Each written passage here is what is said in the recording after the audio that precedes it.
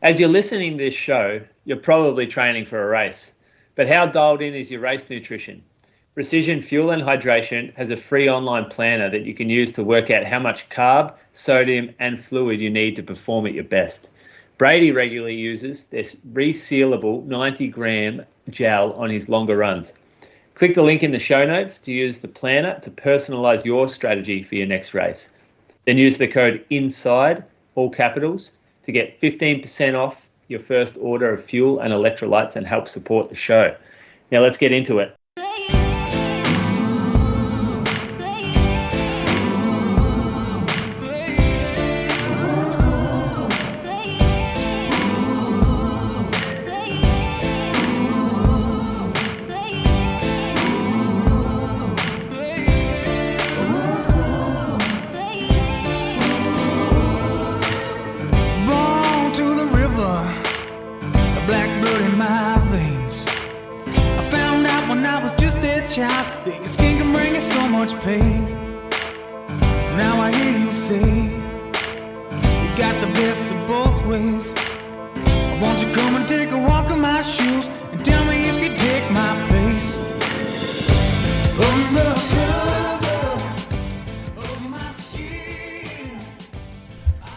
Welcome to episode number 342 of the Inside Running Podcast. Thank you for joining us for another week. Gee, we've got a big show for you this week. There's results coming at us from all angles. America, Great Ocean Road, England, Rabat Diamond League, Sydney 10, Tokyo, Grand Prix.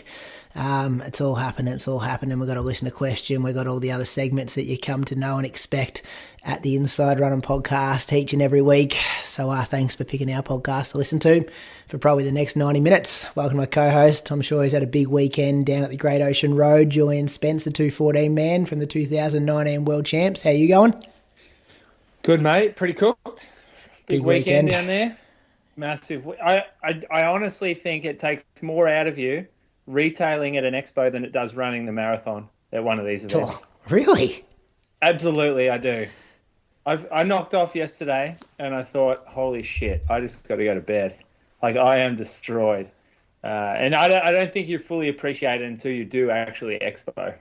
Yeah. Then you'll know. Just the volume of transactions. And like, when I say transaction, I mean like interactions with people, like random people for 2 days straight, as well as getting up really early, setting up stuff, dealing with all the issues that pop up with these events, like forgetting one little thing that's super important, and then, oh, mate, it really drains you. Yeah, it sounds it. Would you say like times 20 of a normal day in the shop, or times 100, or times 10? Like, how's it stack up to a normal day of interactions? Times 10, I reckon. So we were selling like gels, like individual gels. So this isn't a reflection of sales, but we put through 550 transactions through our machine on Saturday alone, which means that I probably spoke to 2,000 people at least just at the shop front area. And that's a lot of people to talk to, especially when you don't really like people. Big day cat money today, Coach. I can do it. Like I'm actually quite good at it, chatting running. I mean, it's very easy to do when you're running and you're chatting gear and kit, nutrition, talking about past race winners, how many wins some people have had, and giving little tips out there for the race. But at the end of the day, it just knocks me flat on my ass. Well, aren't there two types of people, Moose? Like, there's people like yourself where, like, you can interact with people, but it actually drains energy from you. And then there's other people that actually get energy from being around, like, people. Energy givers and energy takers. I'm an energy taker. So what are you saying? Well, no, you're an energy giver, but then you've got none left for yourself. Yeah. No, I don't know how it works. I'm not exactly sure, but I get back to the house and I'm staying with Ali and Jose, and then there's Pia and Tiggy and Bree all running around. And I'll just put myself on a chair and be like, go away, everybody. I just want to put the footy on and just watch the game. How are you, Croaks? Welcome to this week's episode. Not too bad, Last Brady. night in the house in Canberra. It's the last podcast from this house. We get the keys tomorrow, so we're going to move some stuff in tomorrow, sleep here tomorrow night, and then the removalist comes Wednesday. So Wednesday will be our first night in the new house. So yeah, it's going to be a pretty it's already been pretty hectic, but this week's going to be pretty full on, I think. Exciting times. You just want to be in there, wouldn't you? Just want to be all settled. Yeah, more so just getting everything across there. Like, I don't even mind, like, taking time to unpack boxes, but it's still just, you look around and you've still just got all of these little things that you just can't box up till last minute. So, yeah, but we'll get a fair bit done tomorrow, I think, before the removalist comes Wednesday. Geez, the treadmill would be hard to move, wouldn't it? That'd be one of the hardest things. Yeah, it's okay. Like, it's 200 kilos, but the front of it where the motor is really heavy, but the back of it's not, and it does have wheels, so you can wheel it. Like, if you have two people on the back of it lifting it up, you can then wheel it. But I think there's three removalists, and we've already told them that there's a commercial sized treadmill, and they said that's all good. Yeah, they'll be big fellas, heavy lifters. They'll be fine. Yeah, that's a money well spent, the removalist. You're never going to spend a better dollar than watching someone cart your treadie and your bed and your mattress and everything out the front door. Fridge, washing machine. Yeah. They put it wherever you want it to. You just point to a spot and in the new house. Yeah. They can even, like, our dining table was like massive piece of timber, and like we will take it apart, but like that thing's super heavy, and you know they can put it together for you if you want. So obviously, like, the longer that they're there, the more you pay them. But yeah, as Moose said, money well spent. Beautiful. Let's talk about some running weeks, fellas. Croaks, you want to go first? Yep. So Monday I kicked off with just under 11k at Mulligan's, 424s, and then I think I went to the gym that day. Oh no, I think I went to the gym Wednesday. So that was Monday. Tuesday, I didn't sleep real well Monday night. Just, you know what it's like, boys, late podcast, and sometimes you're just a bit wired. So had a pretty crappy sleep. Coles was up a few times. So I turned my alarm off at about like 4 o'clock. I'm like, I'm not getting up to run. I'll just sleep in a bit longer and miss the double. So we went out for the session on Tuesday afternoon, just down at the lake. Session for me was 8 by 3 minutes off 1 minute rest. And so where we train, it's obviously dark, but there's a nice section, and it's probably, I reckon, 600 meters in length that is like really well lit. Like, you wouldn't even know it's night. It's that well lit, but obviously it's not long enough to get 3 minute reps in. So we end up doing sort of 300 meters or so each rep, like in the dark. Like, you can see the bike path a little bit, but it's real weird running fast in the dark, and you're not really getting feedback on your watch, especially in the dark section. Or if you do want feedback, like, it's, you know, sort of taking your focus away from the rep a little bit, trying to get the light on and look down and focus on it. So, but it ended up being a pretty good session for me. I went like 311, 309, 310, 38, 37, 36, 35, 305. So it was like 307 average. It was like minute standing rest. Definitely got hard for me. I was in two minds about pulling the pin at sort of rep 7, because I always for most of my sessions, it's always like finish them knowing you could do like a couple more reps. And I got to like the end of the 7th one, and I'm like, working pretty hard here. And then I'm like, nah, fuck it. It's like every now and then I think you just, you know, I've just got so used to doing sessions pretty comfortably now, and I think it's good every now and then to do one where, you know, you get to the last 90 seconds of the rep and you're sort of like really just hanging on. So it was sort of one of those sessions, but, you know, it's certainly a pretty big improvement on sort of recent sessions for me, I think. So that was Tuesday. Wednesday, went out to Mulligan's, put on the Neo Vista, the Mizuno Neo Vista, for the second time, but this was the first time out at Mulligan's. Had the monthly in the ears, and it was such an enjoyable run. Weather was great. So I did hour 36, 22.5K, 417s, and like, this shoe is like so much fun. I just don't know whether I originally thought it'd be like my midweek long run shoe and my long run shoe, but I don't know. I feel like I'm almost cheating too much by doing those runs in the shoe.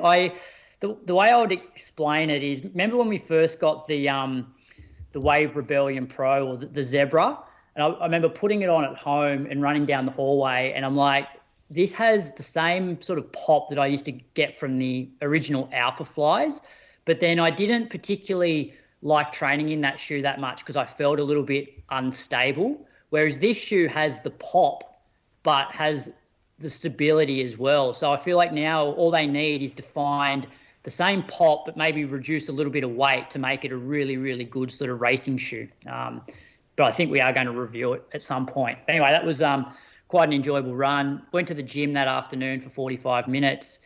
Thursday afternoon, I did 37 minutes around Mulligan's 426s, and then I did some hill strides. I haven't done hill strides for, I reckon, probably a couple of years. And yeah, first couple felt pretty rough, but then sort of worked into it. But it's one area of my running I definitely feel like I've lost a little bit of power and a little bit of strength. Like, when you're doing short hills and like when you're strong and powerful, you sort of still glide up it pretty well. Whereas I was just like going, fuck, I'm not going anywhere.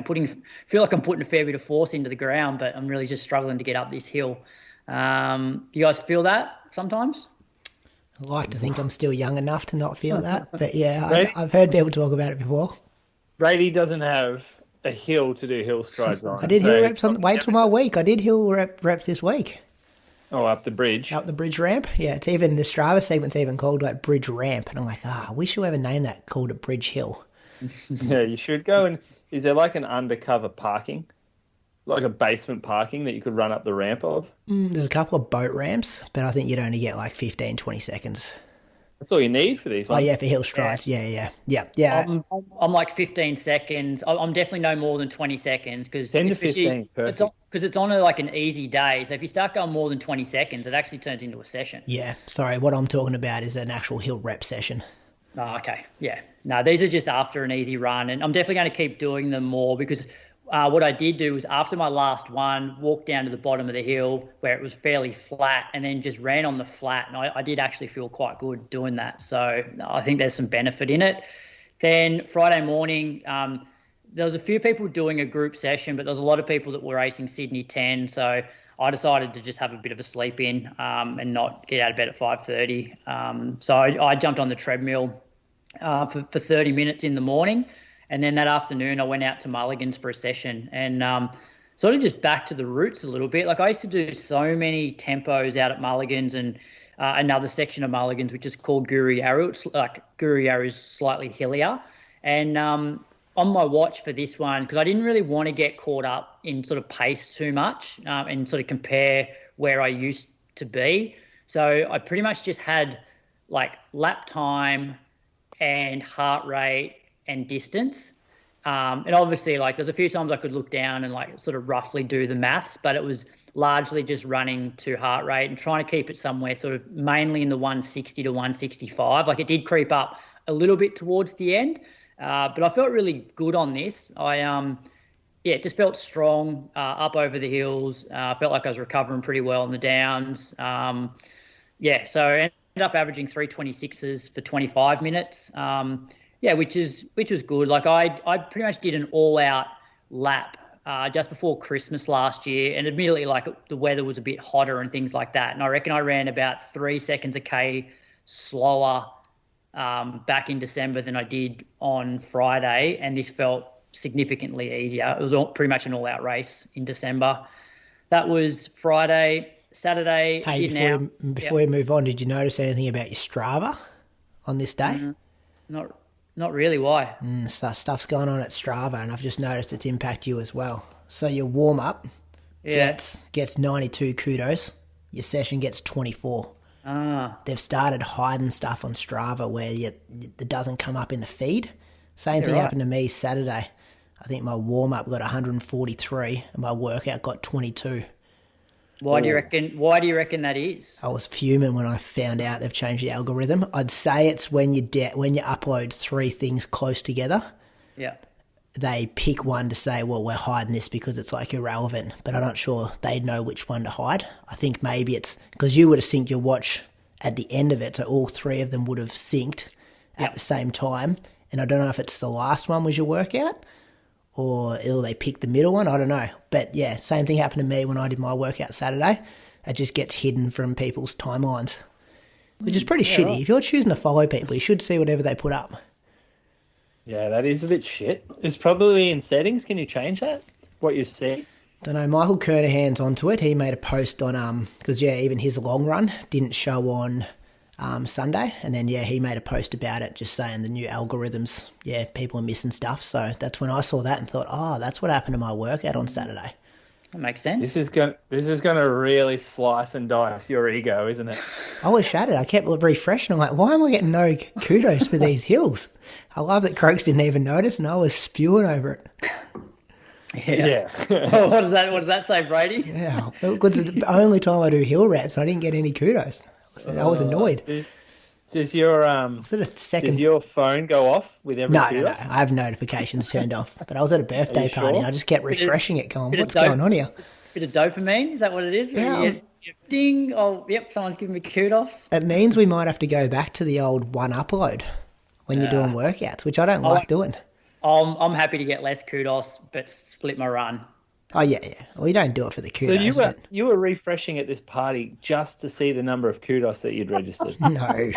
No, you know what? Now he's backpedaling, but he was. It was a pretty boring birthday party.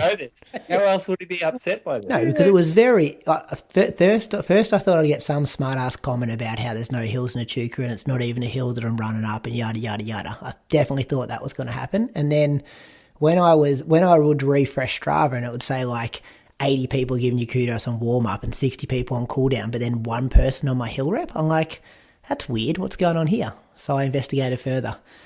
And they say water finds its own level, and then Michael Kernahan, he come up with the same thinking, and I'd like to think I'm on a similar Strava intelligence level as Michael Kernahan. I think you're a bit obsessed with Strava, Brady. Just use it as a train. So I'm following your week now, and I'm giving you kudos for stuff. That's the first time I've seen it. Oh. I don't like this from Strava. I don't like it at all. If I choose to follow someone, I want to see what they're putting up there. Anyway, that was a session, and I think I'm going to do more out there again because I think it serves two purposes. One, you probably get a little bit less hung up on pace, but also when you then go back down to, say, Lake Burley Griffin, where we do been doing a lot of sessions on the flat, you definitely feel like you have an extra gear, or you definitely feel stronger. So, I'll make these a little bit longer, and then progress out to the hillier part of Mulligans. So that, and then Saturday got out for an hour before Lily's hockey, 13.9k at 4:19s. I was going to do a second run on the Saturday, but my parents were over visiting, and they head off to the Sunshine Coast in a few weeks. So decided to sort of spend the afternoon with them. So I didn't get out in the afternoon. And at that point, I decided that I was going to run fairly long on the Sunday because I probably won't run very long this coming Sunday. Even this week, I'm not sure how much sort of quality training I'll get done. And then the week after is the half. So that Sunday, yes, it'll be a half marathon, but it won't be a traditional long run.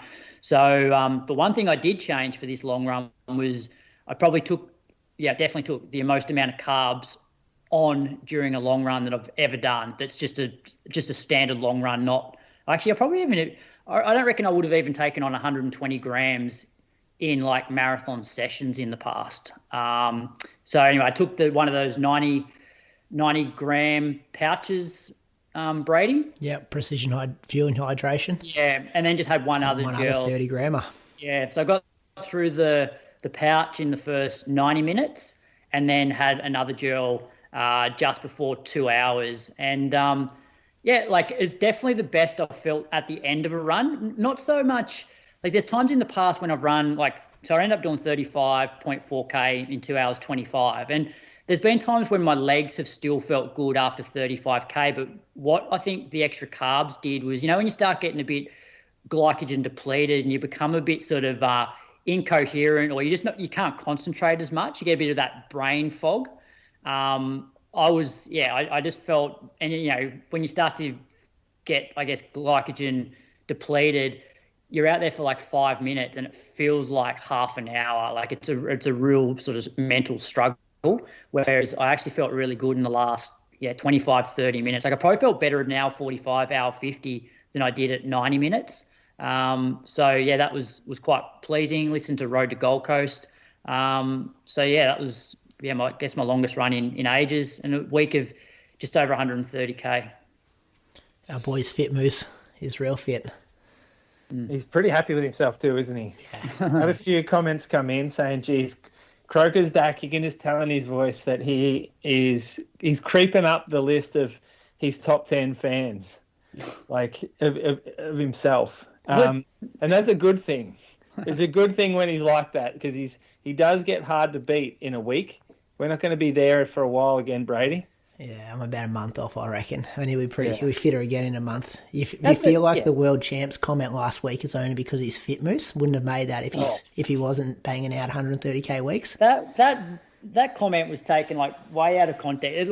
I never even knew that was going to come. I thought you might have started apologising at the start of this episode, to be honest. I thought you might have come out and apologised to Moose. Just thought about it all week and maybe contemplated it. But no, it's like I don't need a fake apology, Brady. I know what he thinks of a 2:14. He's doubled down, hasn't he? When he goes and runs 2:23 at Gold Coast, we can give him the same. We can give him the same feedback back. Mate, I said last week I didn't rate it 2:17. So yeah, of course 2:23 is no good. It really sounds like you rated those 3-minute reps, though. Well, compared to where I have been, but I think like if you look at my Strava bars, it's like this is the first since last year where I've actually strung together more than 3 weeks over 120 kilometers. So I'm hoping I can just string together another 4-6 weeks of this, and then I'll be going okay. Are you writing down your own training plan, or like how do you go about picking what session to do when? Is it a week by week, fortnight? I've sort of mapped out probably a fortnight. Yeah, like I sort of work out roughly like what the group are doing. Like there's often a couple of different group sessions going on depending on the week. So for example, last Tuesday, those that were doing Sydney 10 only had like 5 3-minute reps and some 30-second reps. So I did a couple of extras. A fair few of the group, or those that I guess didn't race on the weekend, will be at the track tomorrow doing some doing 400s off 30 seconds recovery. So yeah, it's largely based around what the group's doing. I'll just do the same sessions because like I really think for me, it's not so much about the sessions that I'm doing. It's like if I'm doing 90 to 95 minutes midweek and I'm doing 2 hours to 2.5 hours on a Sunday, a couple of doubles, like it doesn't really matter what sessions I'm doing. Like I'll get fit. Obviously one session is normally a little bit higher intensity than the other. So last Tuesday, the 3-minute reps were pretty hard and pretty fast for me, whereas the Friday was a lot more controlled. So as long as I'm getting that mix of sort of different speeds and intensities, but logging decent miles per week, that's how I get fit. Yes, you do get fit. We just love to see. The problem is, and the disappointing thing, the whole world's disappointed at this, is that you prioritize pacing gigs over racing. That is a shame. No, it's racing next week. To be fair, this year, like my last year, it's like I haven't been able to race. Well, I know, but now you get a chance to, and you still prefer something else where you don't have to fully commit to it. That's like a stepping stone of, okay, I'll get fit to be able to do that and then hopefully do something afterwards.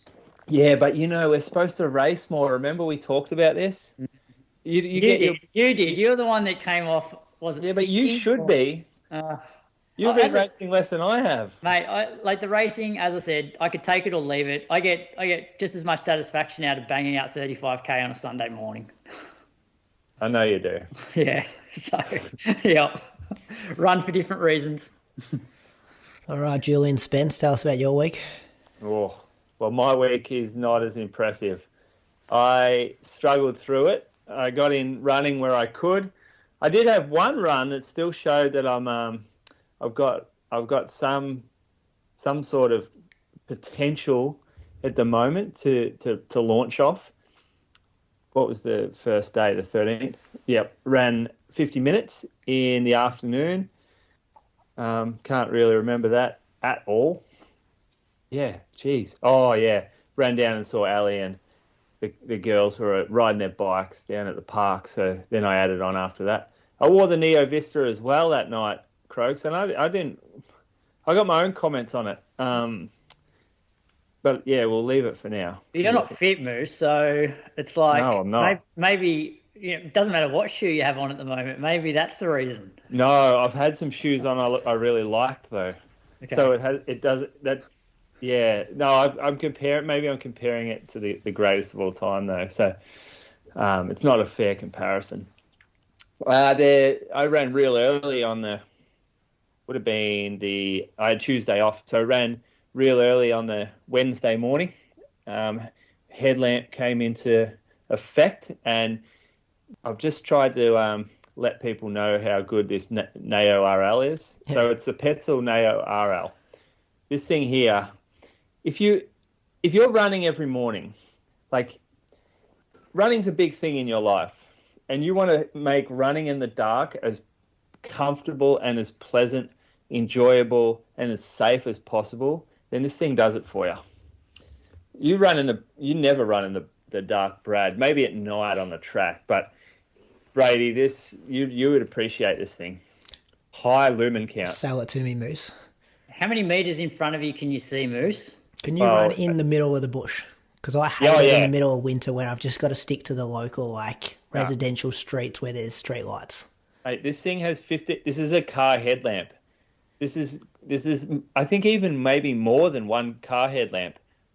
So it's very strong. You can run in the middle of the bush, no problems. I walk my dog in the middle of the bush every night with this thing on. I didn't run in the bush on this particular occasion because I was wearing a shoe that wouldn't have handled that. So I stuck to the roads. It's got the weight at the back of the head, not the front of the head. So you don't have that real bouncy lamp at the front that some of them get, especially the cheaper ones where the bracket's not strong enough and it just like bounces down and folds down on you. It is USB rechargeable. You can set it to be reactive, which means that it assesses how much light is in the area, and then it determines how much light it will put out. So it can save battery. So if you're running into like a street sign or you're running into street lamps, then it turns it down so you don't need it. Or if a car's coming towards you, then you don't blind them. So that's pretty good.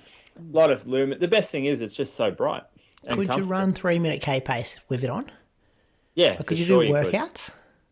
It's on the heavier side of things for a workout, I would say. You could still run 3-minute K pace with it. I mean, that's relative for everybody, but you could sprint in it. And I've never worn a headlamp in my life, but the fact, starting to think about being out in the bush when it's pitch dark, even if you did have one of these on your head, it still gives me a bit of the creeps. You won't know yourself until you put this thing on. This thing is so bright. It takes the creepiness away because you can see everything. Okay. There's nothing hiding around the corner or like a bad man up in the tree. Yeah. You can see that there isn't. Hey, Moose, there's been a heap of development in shoes recently. Is the same thing happened in head torches? Not especially. They're just getting better plates in them. No, you know what I mean? No, I know what you mean. Has anything changed rapidly in terms of are they way brighter now and lighter, or it's all still pretty the same as what it was 5 years ago? The main thing is the weight, and they can put way more power into a lighter battery. That's the main technology now. So the battery size, this is 145 grams, and it puts out 1,500 lumens for 3 hours max, or maybe it's 2 hours. And then you can set it to way less and get ages out of it, 6 hours, 7 hours. But you never really need it for that long. So I'll wear this to run in the mornings if it's dark, and then I wear it to camp in. and I wear it to pack up to set up the marquee and like when I'm at an event, and then I take the dog for a walk of an evening. It just does it. Like you can pretty much do everything with it. Chuck it on the USB cord and recharge it for when you need it in the morning. They have cheaper options too. It's not that cheap. It's like $370, but it's worth it if you're running every day. It's like an expensive shoe. If you love your running, it's not really that expensive. Yeah, one pair of super shoes these days. Yeah. I went up to Melbourne for our internal conference that day. So I ran the next morning with Jimmy down from our accommodation in Collingwood and around the Tan twice and then back up. And Jimmy had an hour on the plan, or 14K. And once it's a bit of a trap, this Tan. Once you hit the Tan, like we started off slow, 454s, 439s, 438, and then we hit the Tan, boys. And 19, 18, 06, 04, 01 going up the hill. Love that. 401 going up 8 meters. That's a gap of 348s. Shirt off by this stage? 350, 347. One bloke hooked up behind us at one point, and I'm like, Jimmy, we're not fucking having someone pass us on it down here. That's not happening today. We are going to go as fast as we need to go so that nobody passes us. Now, I didn't say that to him, but he got the idea after we slowly picked up the pace as soon as this bloke got on the back of us. And then we did drop him up Anderson Street, and Jimmy was heaving like nothing else. Jimmy we got back to like Olympic Park, the track there, the 500 meter, they call it the donut Reese does. And he's like, oh, can we have a cool down now? And I said, no way. We got to get this average pace looking very nice by the end of this run, because this is my workout. This is the fastest run I've done in like 6 weeks. So we're on 412s for an hour, boys. Bit of hills around the Tan. You thought I was happy with myself. I was this day, and then the next day, what was it? Day off. Busted.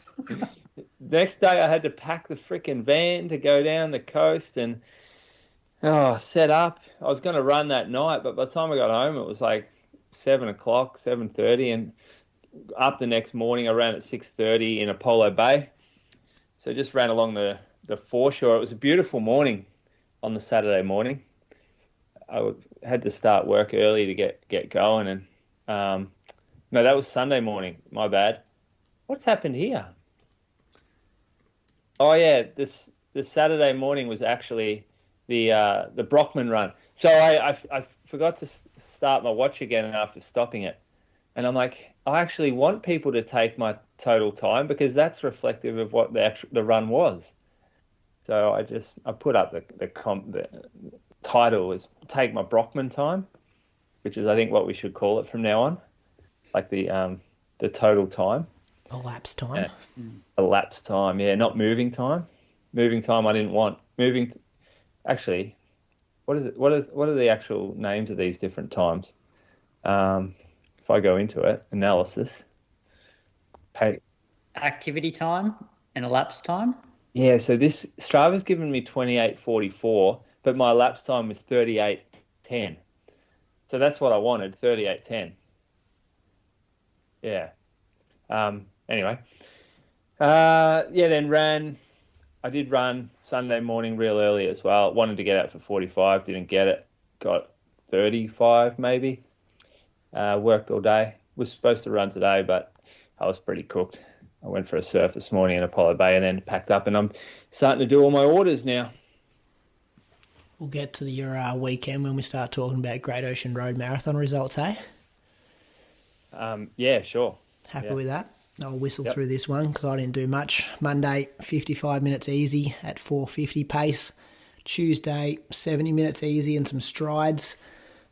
Wednesday, I did a workout again, a workout where I didn't look at pace on my watch. So I did 5 by 5 minutes at what I was calling like threshold effort. I think the week before I did 4 by 5 minutes. So I added an extra one. And then I did 4 by 1 minute efforts at the end, 90 seconds jog between the 5 minutes, and then 1 minute jog between the 1 minute. This felt good. It wasn't until I finished the workout. I was thinking my paces were going to be pretty close to like 320, which they were the week before, because the effort felt pretty similar. And they were like 312, 313 for the 5 minutes, and kind of like 255s for the 1 minute effort. So that was positive, because I definitely felt like I was working at very similar effort. Probably legs were relatively fresh off the back of a Saturday race.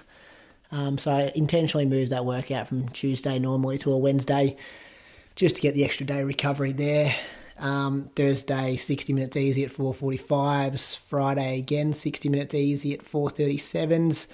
And then Saturday, I did some hill reps up on the bridge ramp. I did 4 by 90 seconds, 4 by 60 seconds, 4 by 30 seconds, all jogged back down.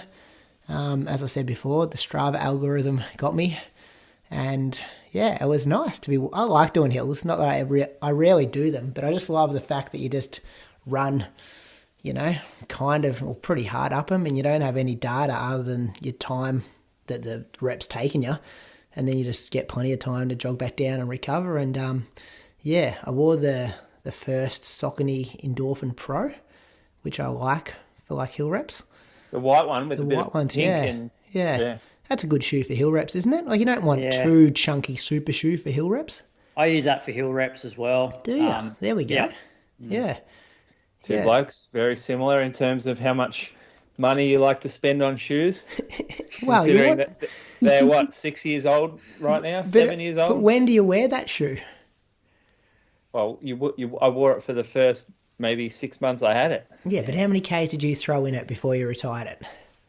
Don't know. Crocs and I are just sustainable for, keep it in the shed and then pull it out probably once every 4 or 5 months to wear. How many Ks have you done, Brady? I'll just look mine up. I don't track my shoes, Crocs, so I'd have no idea. But I'd say 200, 250. What have I done? 247 I've done in that. Because I was doing workouts in them before, like, newer models of other brand shoes come out. I loved it. I used it for things like 10 by a minute on minute float. Yep. Just a bit, 70-second efforts. Shorter, faster reps, because they just didn't feel as chunky as some of the other super shoes. Yep. Yeah. Well, they were the second. They were pretty much the second super shoe to go. Like, it was because still pretty super. Fly. And I like from my recollection, maybe Brooks had one 400 that come out, but I don't think so. I think it was Saucony Endorphin Pro that released. Because remember, we did a bit of it, sort of helped with the launch of it. Molly Seidel, remember they teed up her to come on as well? Oh, yeah. Yeah, that's right. And Jared Ward. PBs, didn't she? Yeah, she wenched in the first 5 minutes. That has to be a re-release, that episode. I'll find that for this weekend, I reckon. Very defensive, wasn't she? Yeah. Yeah. How's she going? She was at the Strava Summit over the weekend. That's as good as you, Moose, I reckon. But she has an Olympic medal with, and I don't. And we interviewed her before that too, so we can't even claim it. We got her on the show as an Olympic medalist. That's okay. So that was Saturday, and then Sunday met up with Archie and Anthony, his dad. He's been coming for bike rides, so it's good. Much better with 3 people. Just gets the conversation going a bit more than just the 2 of us. So the real Burger King. Not anymore. They sold the burger business. Archie's still working there, but Anthony's out, which is good. So I think he's liking it too. Gets a bit more time hanging around his son, riding the bike when he runs, coming to races to watch and stuff like that. So he's a bit of a businessman, so he's good for a chat. Small business owner like you, Moose. Very knowledgeable about things that happen in the world. Hey? He sold it. Yeah, he sold it. But he's owned a lot of businesses over the years, I think. Yeah. Cafes. Well, what sort of advice is he giving you? Burger shops. We're just talking about, interest rates and different properties. And we picked the women's marathon team a couple of times over the hour 40. What did you come out with? What was the team you ended up with? Yeah, so it sounds harsh, but we kind of, we nutted it down so like to the very, because you got an hour 40, so you're talking about all the scenarios. And we come up with, and this was probably me more than Anthony, it sounds harsh to leave Jen Gregson off the team, but she's the only one that hasn't ran in a hot or hilly marathon. And not to say she wouldn't dominate in a hot and hilly marathon, because she probably would, because she's a beast and she's, proven that she can race at a highest level, obviously with her track and steeplechase history. But because it's all so tight, is that going to be a factor why she gets left off? So you you didn't tell us your team. You just said so Jess, Sinead, Lisa. Jess, Sinead, Lisa. That's the team. All right, there you go. That's Are we gonna? Not the whisper that's come across my desk. Well, my DMs have been getting people. My DMs are open, by the way. Send them through because I'm getting. I reckon I've seen the team 4 or 5 different combinations, and everyone's pretty adamant they've got a source on the inside. This is what's going to happen. I've heard a few different things come through, but there's one consistent and very much confirmed team. Yeah, but not confirmed. Yeah, but I think we can expect an announcement later this coming week. Thursday, Friday, my sources tell me. Thursday, Friday. And and also it sounds like there's some stuff going on behind the scenes to get Liam a spot as well. So the AA are going to work, basically. Yeah. No news is good news there with Liam, isn't it? Well, no. What would the news be you're waiting for? Well, I think they're meant to. Yeah, they were meant to confirm it all. Was it Friday? Oh, was it not confirmed? I think it was meant to be the 12th or 13th. Yeah, it was meant to be confirmed a while ago, and when it wasn't, I think that means good news or potential good news. Means they're working away behind the scenes. Okay. He's been everywhere though, hasn't he? The Project, ABC, which is good. We might have more mainstream media when this women's marathon team gets announced. Yeah, I'm sure. I mean, no matter what team gets announced, there will be controversy. So it doesn't matter which. Say you name the 3 fastest, there'll still be controversy. Say you name less controversy though, I reckon, because I don't know. I actually the more that this discussion and debate has raged on, the more that I am against that argument of just going top 3. But from the public's perspective, probably less controversy because it's of course you're just going to pick the 3 fastest. Yeah, that's the headline, isn't it? Slower person picked over faster person. Yeah, and that's a real dumbed down headline. Maybe on news.com.au next week. That's what it calls more controversy. Yeah. Yeah. Well, let's wait and see. Anyway, that was my week. 115k. Nothing much to report. Been watching a good documentary though, Moose. Full Court Press. You been watching that? Caitlin Clark, ESPN. I don't have time to watch fucking Netflix. Not on Netflix. I don't know where you blokes get all this time from. Did you watch a footy over the weekend? You said you watched a footy, didn't you? Some good games at footy as well. No, I put on a quarter of it while I'm sitting there having a cup of tea and then I'm off to bed. I reckon I don't have time either, Moose. What about Brady this morning? Boys, you want to record during the day? I'm like, mate, I'm going to work. Yeah, I got to work later in the week, boys. Quality of life. Monday, mate. You guys Why are are you not working on a Monday? This is what happens when you boys buy massive houses. You got to go to work more. Let's talk about running on a Monday, Arvo. This is what happens when you have 4 houses and people are in there and you're raping them for their rent every week. I do not. You don't have to go to work on Monday. Can we just get that off on the record? I have one property. You bring it up every week and it's not true. Oh, that's historical for you, though. The property of residence. That's where I live. Anyway, let's move on. Let's thank some Patreon supporters. Thanks to all our Patreon supporters who support us. Keep the show going. Without you, this show would not exist. Moose, who are you kicking us off with? Well, today I'm thanking Tez Kemp. So Tez, he is the director, owner of La Madre Bakery in South Geelong.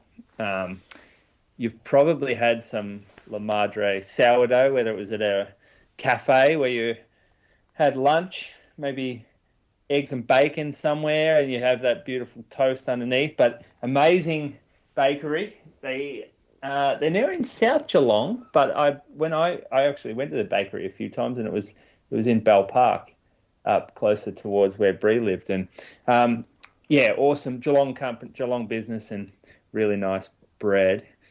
He is a good run strong man. Strava locked down. Well, it's not that locked down. I could probably look at this if you wanted, Croaks. Could have shouted out that. Pretty sure I followed Tez. He's run 1936 at 2019 Rip to River. Oh, that's a hard one to call a PB from a race on the beach. Rip to River 5K, 45.05 at the Rip to River 10K.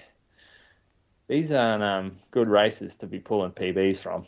81.45 at the 2023 Run Melbourne, and 2:55 at the 2022 Chicago Marathon. He also just ran Boston, actually, I think maybe a few weeks ago, and he ran 3 hours 42 at the 2019 Berlin Marathon. So he's a bit of a worldly type runner. He's got a daughter, actually. She's a very good runner. His daughter might be off to college soon, I think. So we'll have to be keeping an eye on her results. Thanks, Tez, for your support. Croaks, who you got? I got Michaela McDonald from Lawson in New South Wales, which I think is around the Blue Mountains. She's a coach at the Distance Collective and a Hoka athlete. Strava's locked down, but she focuses on trail and ultra races. Finished 4th female at the 2022 Stromlo 50K, won the 2021 23K roller coaster run, and finished 6th at the 2019 6-foot track marathon. I also think she may either be studying or has finished studying a Bachelor of Nutrition. So thanks for your support, Michaela. I've got a feeling she might have. Has she done that Coast to Cozzy? Is that Coast to Cozzy? I reckon she's done Coast to Cozzy, which is 240K from Eden all the way to Kosciuszko's summit, and then you've got to run down the summit back to Charlotte's Pass. Yeah.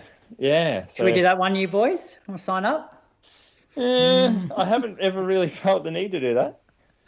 I reckon we do Comrades 80K. That's enough. Nah, you want to. If you're going to go that long, it's got to be on the trails over mountains. No, you just want it to be like a road marathon, but further. Nah, that sucks. That sounds awful. Yeah, and then you go to that stuff. You got to get through this hoop to go to that hoop.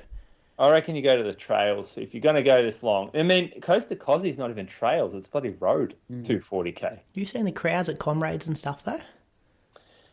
That would be a good atmosphere. You've got to good be bucket. fast to do well there. Yeah, well, you're pretty fast.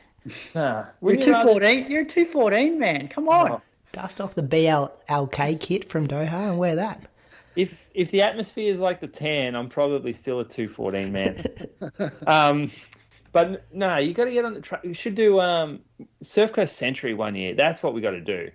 Come down the trails here. We'll do a team event. Got some cash going for the team. Oh yeah, it's always 10 relay weekend though. Or yeah, Sydney. But so we're off. We're off AV now. You've called us off it. What about? I don't like the concept of you got to like navigate.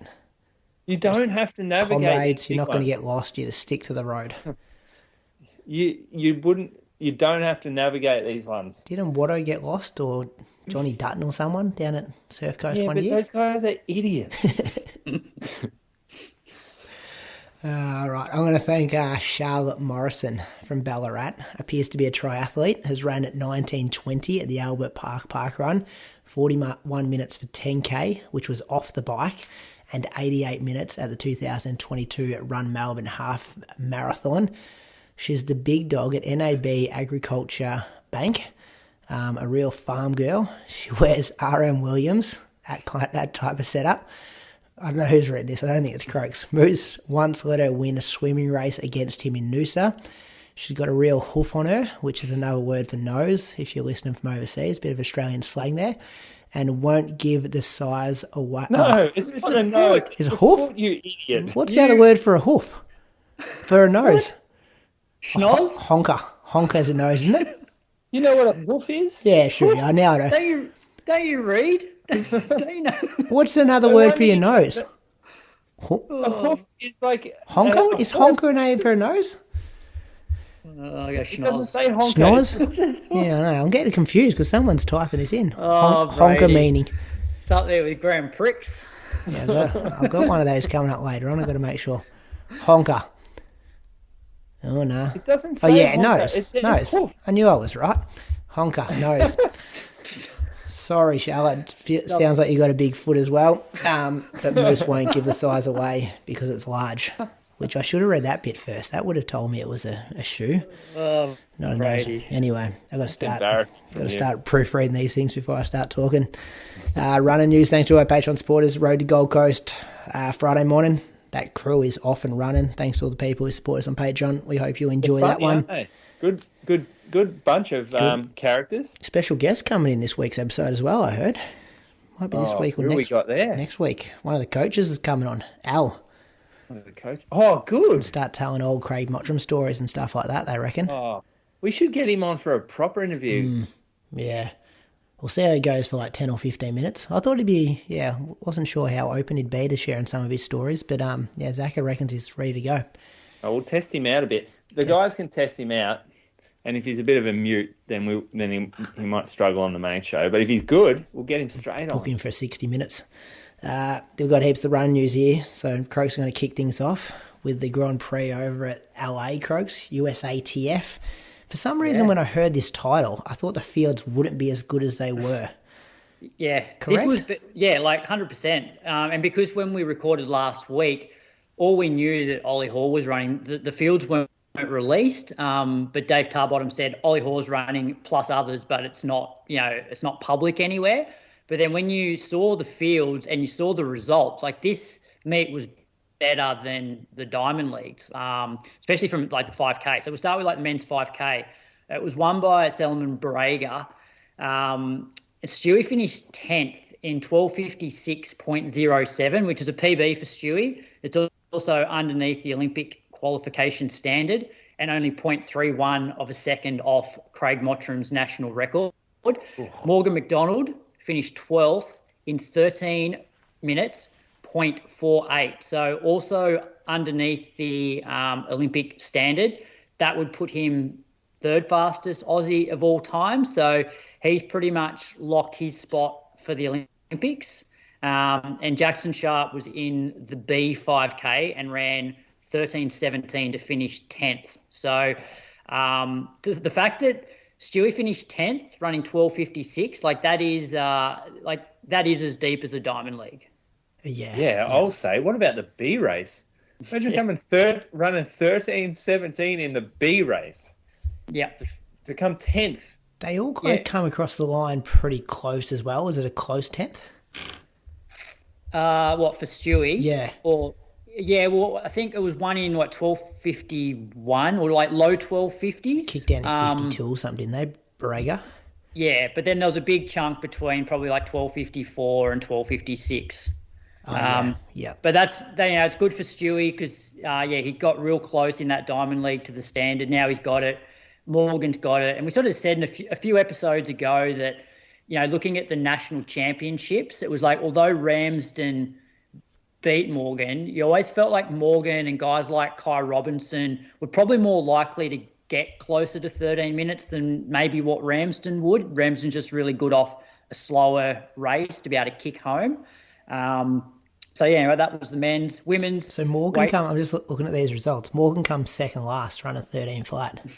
Yeah. Imagine telling that shit, Mum. How'd you go? Yeah, I come second last, but I ran 13 flat. Yeah. Incredible. So women's race was won by Ellie St. Pierre in 14:34. We had Nat Rule who ran 15:17, and I believe Jenny Blundell was in the race, but she was a DNF. Women's steeple, we had Amy Cashin. I'm not sure what position she finished, but she ran 9:26.85. And the standard, I think, is 9:23. So she's getting close, less than 4 seconds off now. Matt Clark also ran. He finished in 8:24, so a season's best for Matt. And Liam Cashin was in the B race and ran 8:30. Any comments there? Yeah, it's good to see him all in action. Yeah, good to see Clarkey bounce back because he didn't probably have the greatest domestic season. Although he won nationals, he would probably be the first to admit that his races in Australia weren't amazing. So he's bounced back. In the 800s, so Kat Bisset, she finished 5th in 2 minutes flat 0.22, and the race was won in 1:57. So Kat's in that real tough position at the moment where Australia have named 2 athletes, Abby Caldwell and Claudia Hollingsworth. So there's only one spot left in the 800, and there's a few girls capable of, I think have even run faster than Kat this season. So she probably needs to get back to that sort of 158 shape. You got a date, Croaks, off the top of your head. When does the qualifying period finish at the track? I think it's end of June, but I will look that up when you go onto something because it's on that Road to Paris website. Right. Has it all there. I'll get it now for you. Yeah.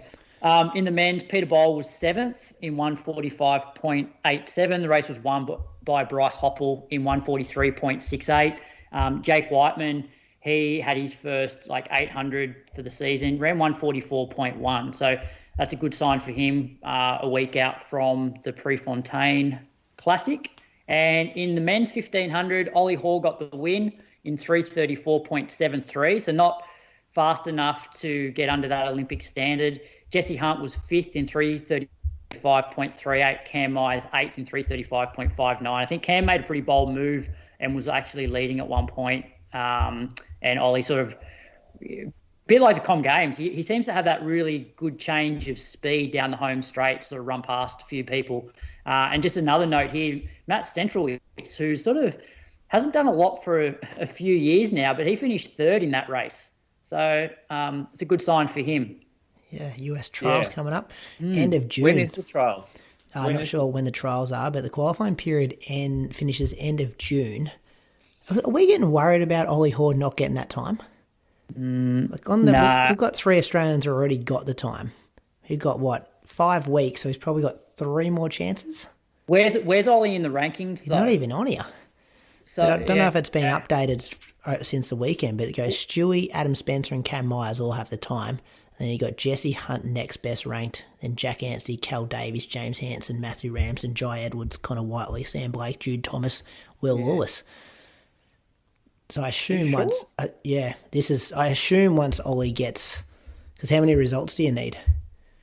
Oh, I think it's more for middle distance. It's 5. Is it like There's 5 on their profile, yeah. So I assume maybe once the weekends come into it, but still, he's still not going to be in the entry standard. He's still going to be in What label was this? Pardon? What label was this? Was it silver? I think. This meet? Oh no, Tokyo was definitely. It doesn't say on this document here, but still, it doesn't matter what kind of points he's getting. We've already got 3 who have the time, so he might only have. If it's the same. I wonder if it's the same. 3 races to go. But does that mean though Australia, we have 3 spots, we can essentially send whoever we want, even if they haven't hit the time? Okay. Yeah. Yeah. Bet what? Who you're not sending? Stewy, Adam Spencer, Cam Myers.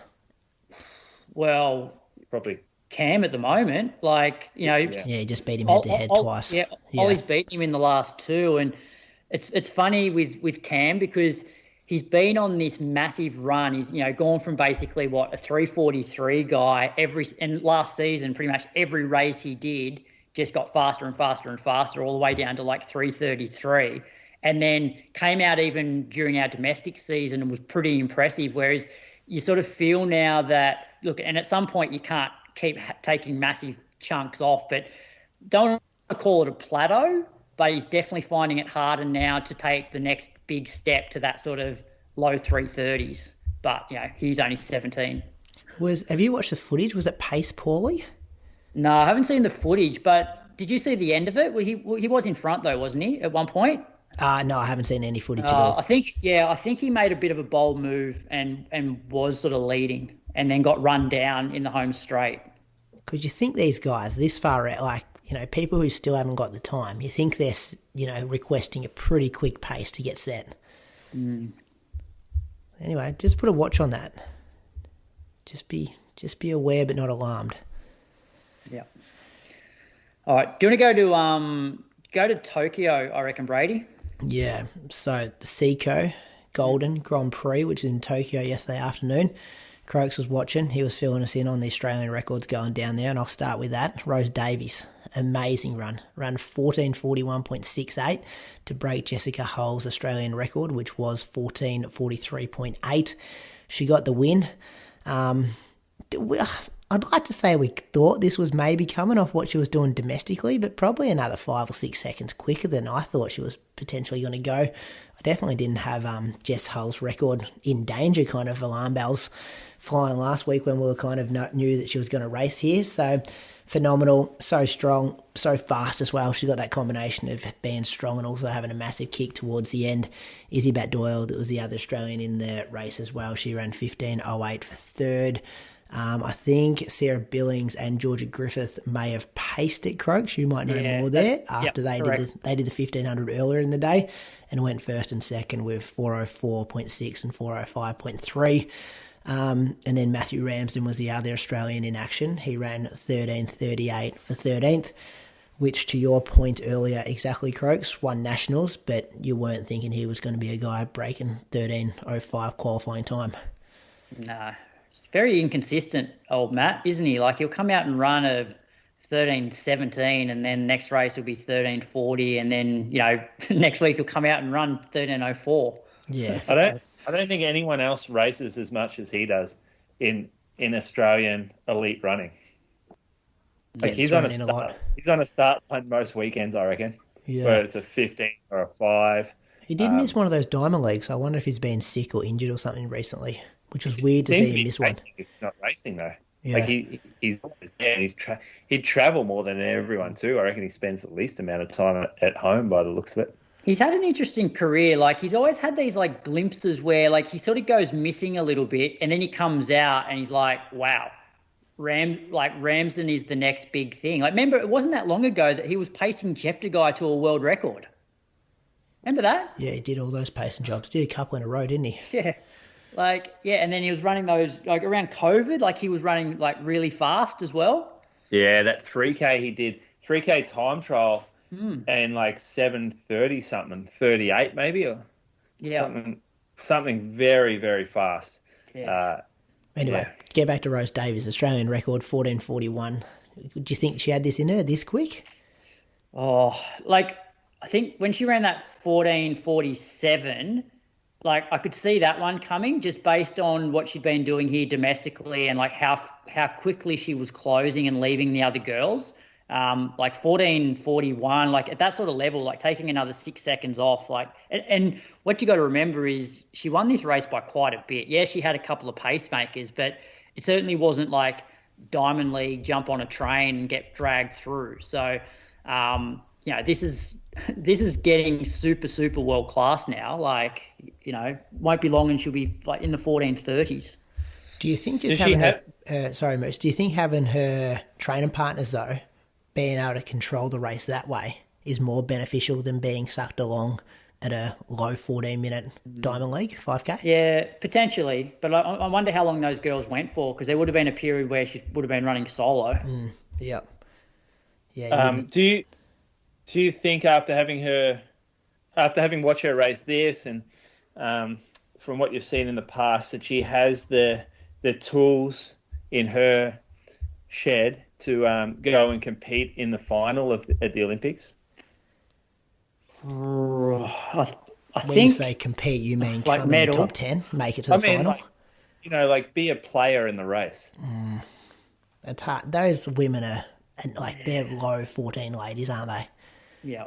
And they're 352-ish, like if Kip Yeagon's in there.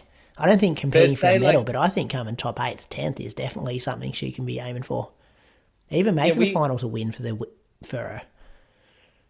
Yeah, it probably would be. It would be for sure. But you look at someone like Jess Hull and you always feel like she can be a player in those races, whether it's off a very fast pace or a kick down. You look at Stewy, and although he hasn't been like top end player in the 5, you do feel like he's always part of the race. Like he doesn't just go to the back straight away. Like he feels like he can win these races. I wonder if Rose, and then Jess I think is the same. She feels like she can win every race. Whereas when you first enter the scene, you might just feel like your place is at the back, and then you head to the back of the pack, and once the kick down gets made, then you had a good race still, but you're never part of it. You make a very good point, because if Stewy and Jess don't make the final, we kind of see that as a failure. Whereas if Rose does, we see that as a massive success. But now for Rose is now the Australian record. And I think Rose's kick finish, like there's no reason why she can't get out of the heats, because that's going to be a great skill to have in a 5,000 metre heat. To be able to close the way she closes in a race. Yeah, she's got that, and especially if it's very, like, just that turn of pace she's got. Yep.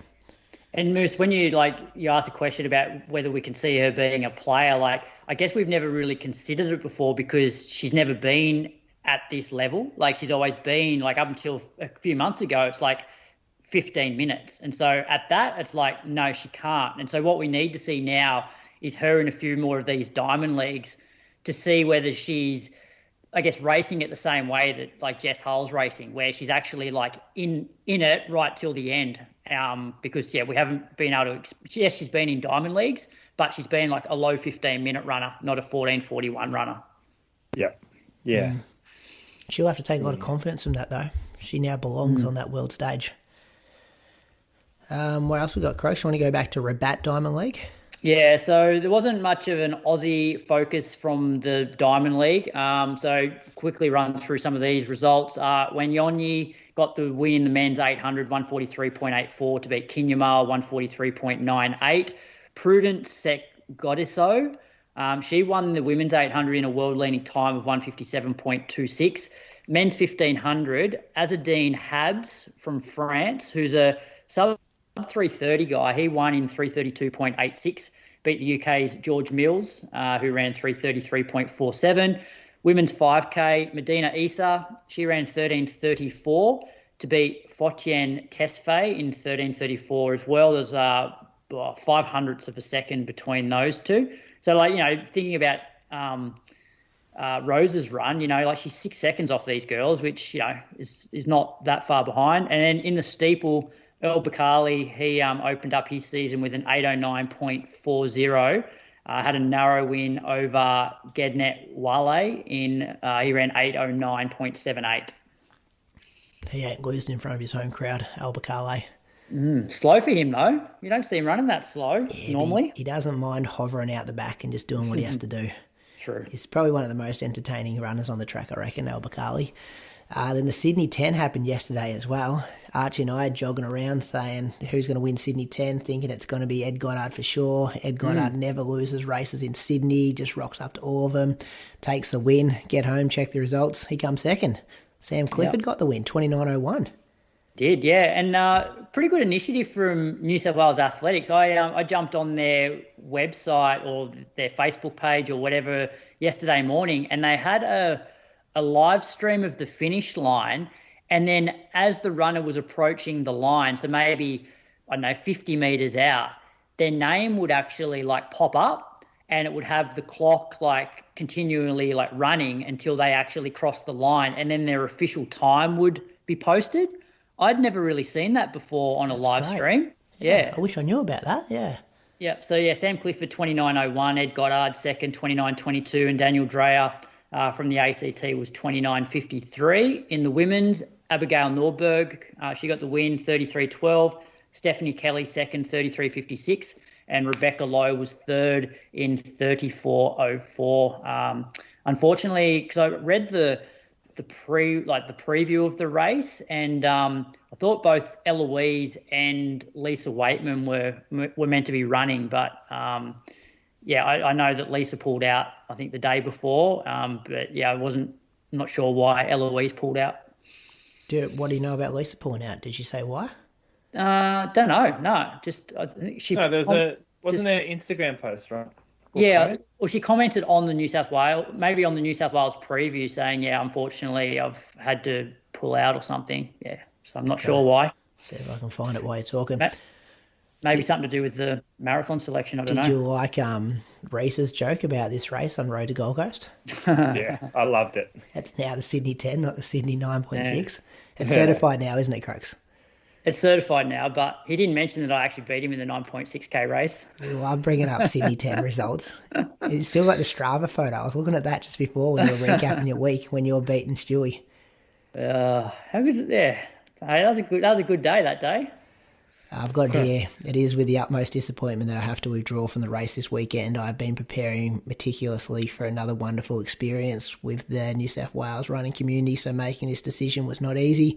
I thank you for welcoming me back, and I wanted to say to all of you, have a wonderful race. Oh, yeah, so no injury or anything. No. You reckon it's related to the selection stuff? Possibly. Yeah, Maybe well, that's just, like I understand, it'd be a pretty stressful period. And, not knowing whether you're actually on the team or whether somebody's appealed or whether she's appealed, it's very hard to get up for a race with that going on. Yeah, so two situations. She's been told she's on the team and someone's appealing, or she's been told she's not on the team and she is the one appealing. Yeah. You're both stressful situations. Yeah. So you don't want to travel into a race there. Yeah, and then I suppose it's almost like another fitness test or another bit of, so go one of two ways. It's like, although a 10K is very different to a marathon, you come out and you run 30-30 and it's like, whoever's, it's like, okay, well, there you go, there's fitness, I should be on the team. Or you come out and you have a poor race and then it's like, well, you may have hurt your chances.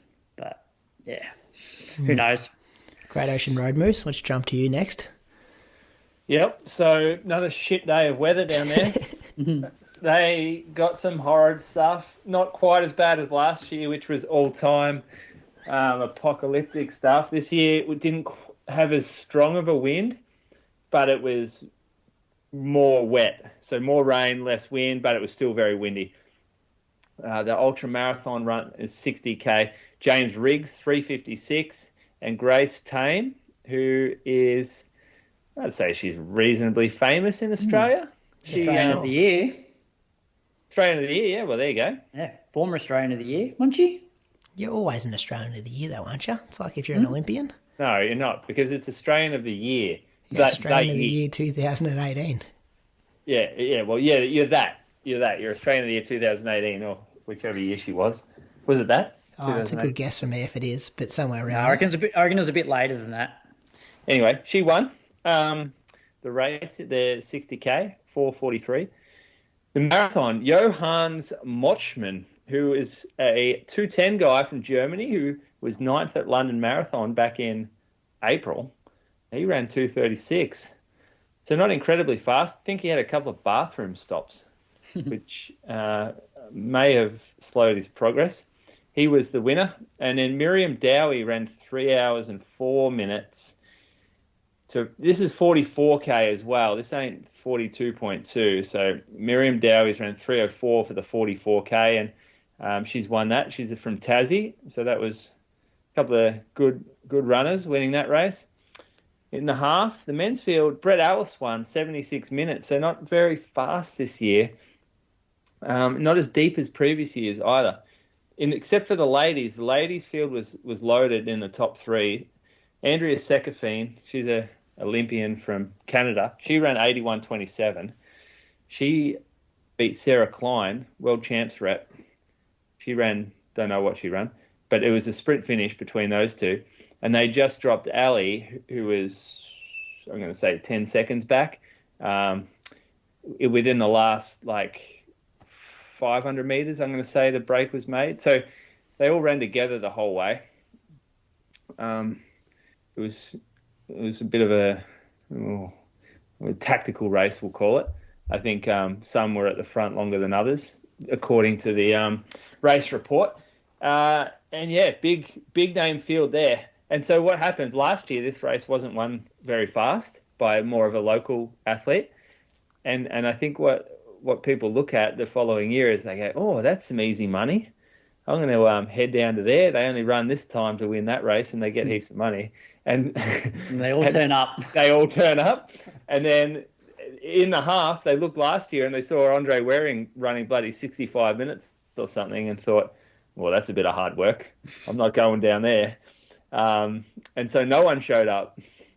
So next year it'll switch around. There'll be no women there, but then there'll be a loaded men's field. I reckon that's how it plays out, these sort of leapfrog-like years. There was a 14K as well. Dale Carroll won that, 41.57, and Lissy Duncan ran 45.57. Sold out Moose, another fun run selling out in Australia. Yeah, they put it on numbers. well down there. Yeah, it's a good event. IMG run it, same as Melbourne Marathon. Started real well back in the day by John Craven. And I've been talking about this. I've got an interview for you, Brady. Yeah.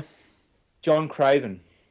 So John Craven was a journalist, and he was a founder of the Geelong Cross Country Club, but he also founded the Otway Classic.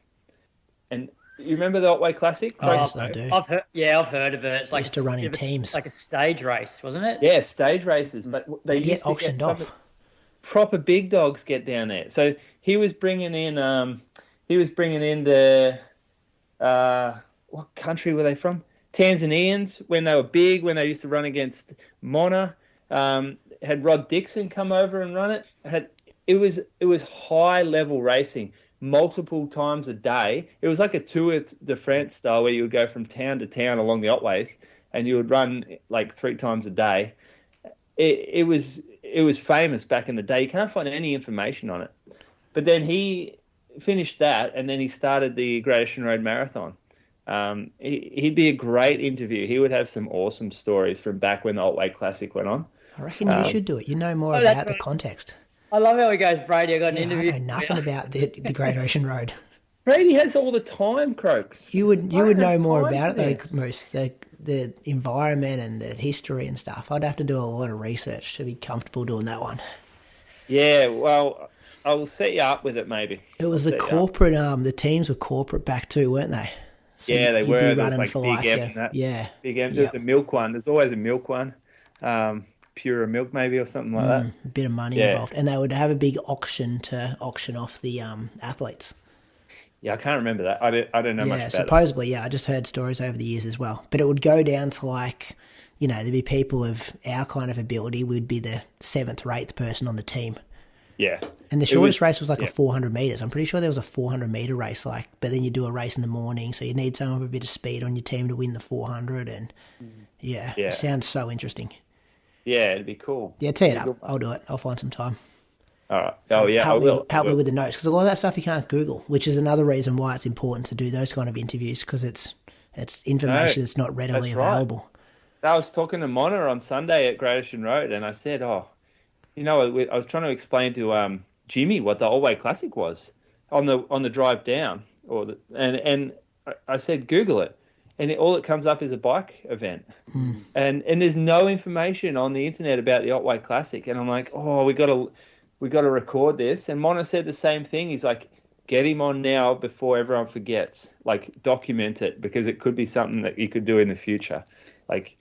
Got to get the stories too, because he's a journalist, so he would have some great stories and be able to tell them. Sorry, Miss. There used to be a lot of those sort of team relay races. Like I know there was one in Sydney as well that used to go from Sydney up towards the Central Coast, and they'd just be running on the side of the major roads, and they'd jump in once their leg was up, the team bus would be behind and pick them up, and then the next runner would be off. Yeah, be fun events, but obviously like things like insurance would just probably killed those events. That's the problem, and that's the Otway Classic. Even Mona said like he can't believe it, no one got killed on these roads.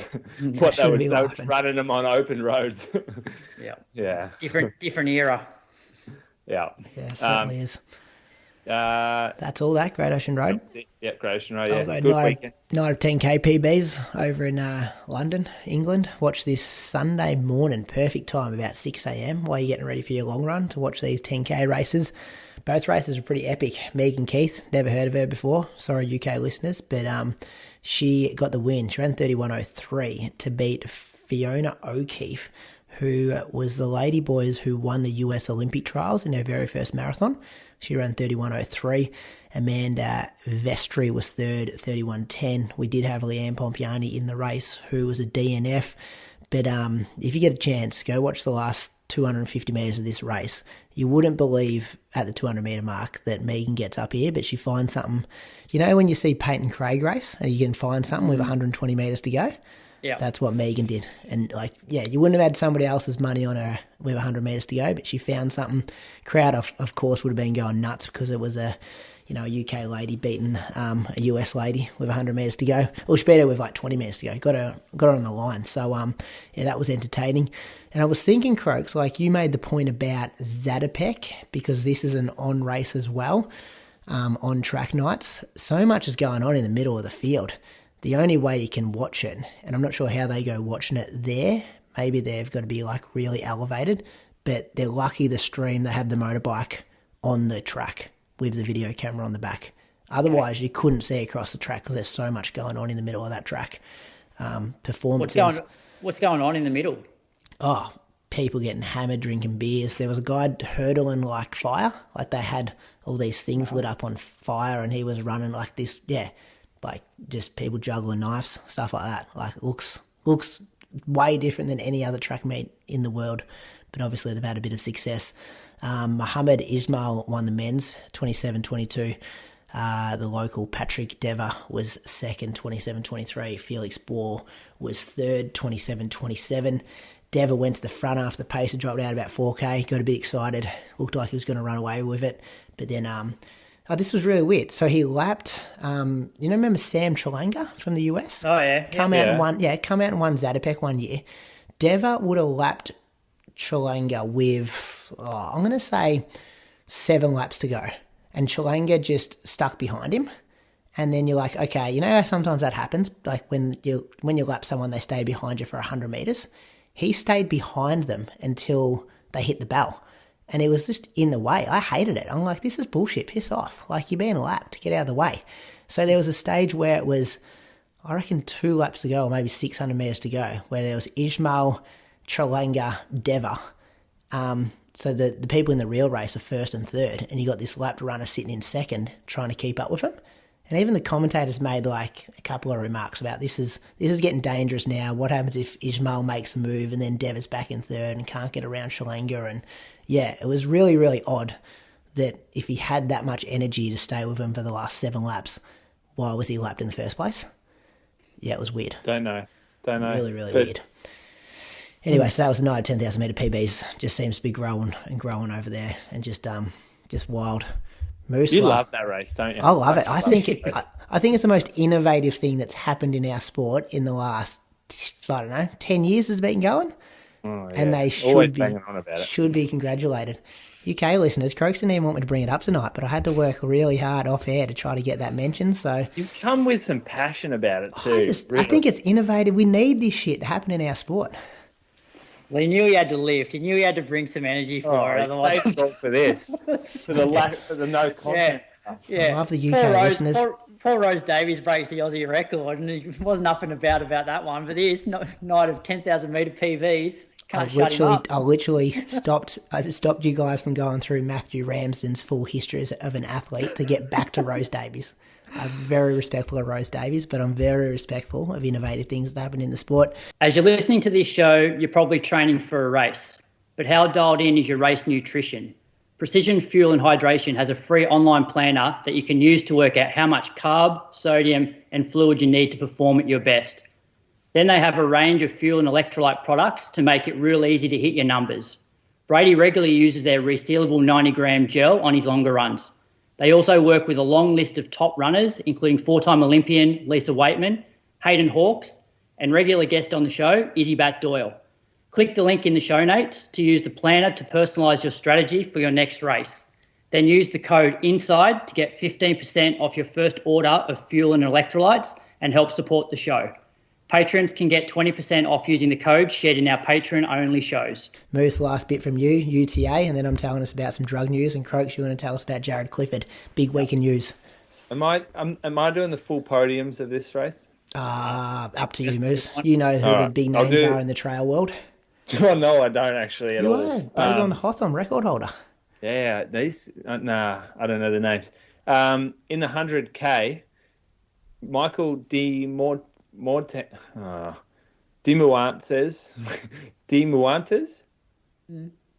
You reckon? Yeah, pretty close.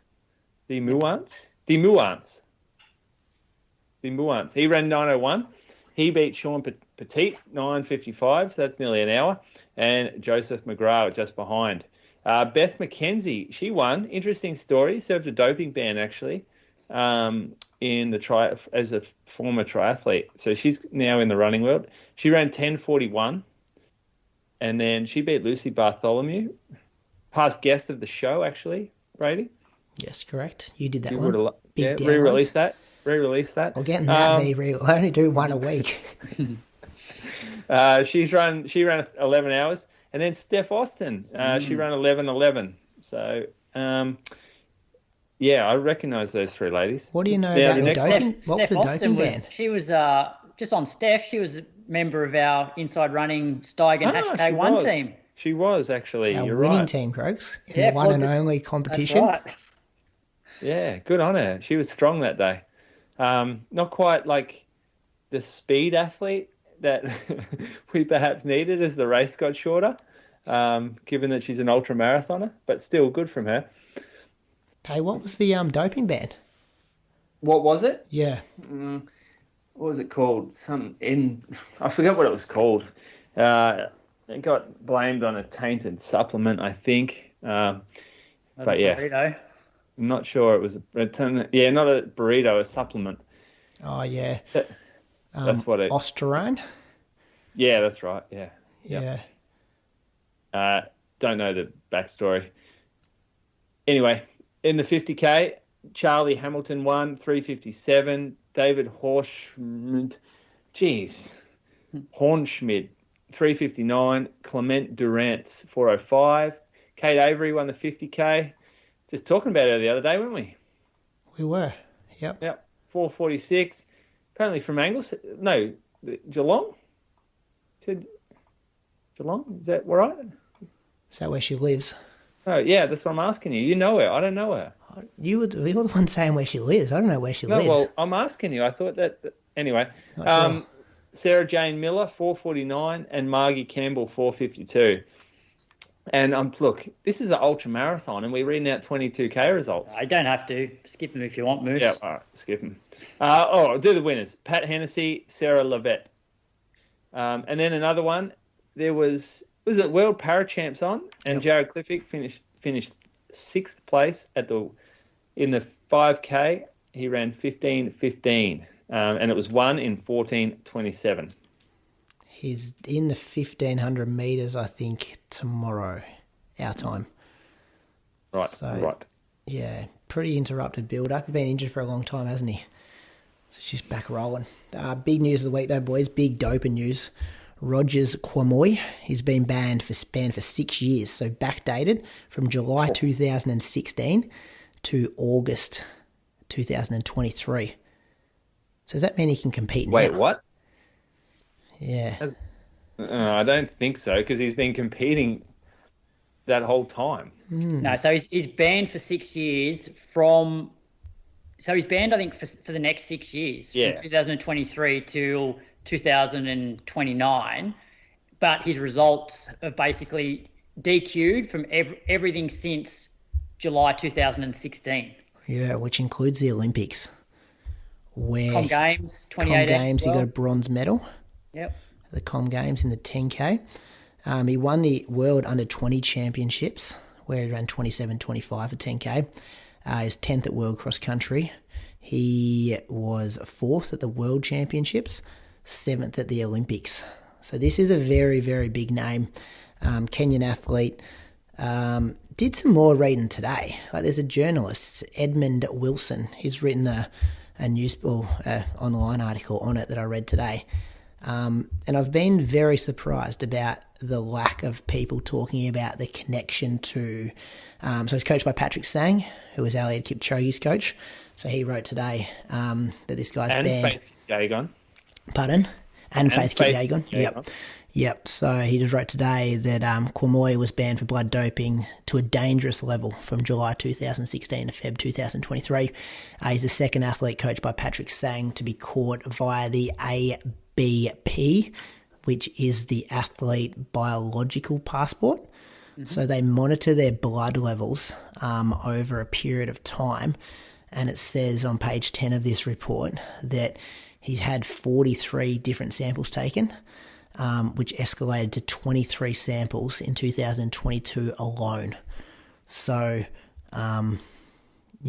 crazy amount of testing that they were doing on him.